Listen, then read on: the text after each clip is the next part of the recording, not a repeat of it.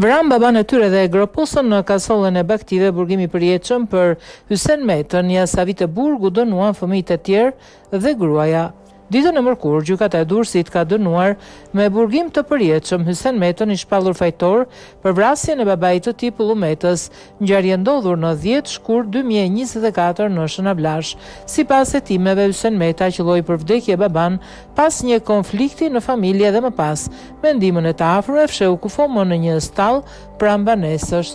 Gjykata dënoi gjithashtu Hygerta Meta me 8 vite burg e shpallur e pafajshme për vrasjen, por fajtore për ndihmë pas krimit.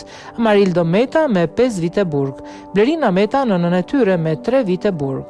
Mbrojtja kërkoi dënime më të lehta dhe ndryshim të akuzave, por gjykata pranoi kërkesën e prokurorisë duke e cilësuar ngjarjen si vrasje të qëllimshme për shkak të marrëdhënieve familjare. Por si ndodhi ky krim i rënd?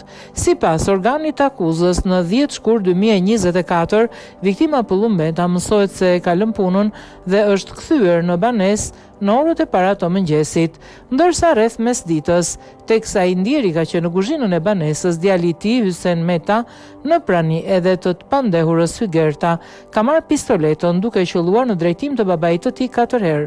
Një prej plumbave nuk ka prekur trupin e viktimës, ndërkohë që 3 prej tyre, një në kokë dhe 2 në trup, kanë rezultuar fatal, duke shkaktuar vdekjen e menjëhershme.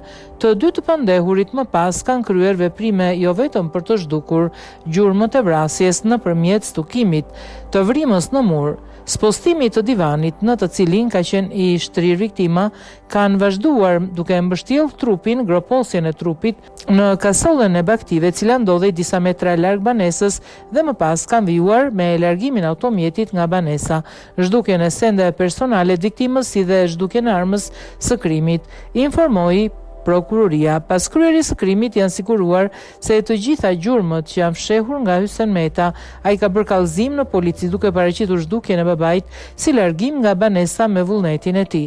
Gjatë gjykimit, Hygerta Meta është e vetmja nga të pandehurit që ka dhënë pëlqimin për tu pyetur, ku ka deklaruar se babain e ka vrarë vllai i saj, Hysen Meta, në prani të saj.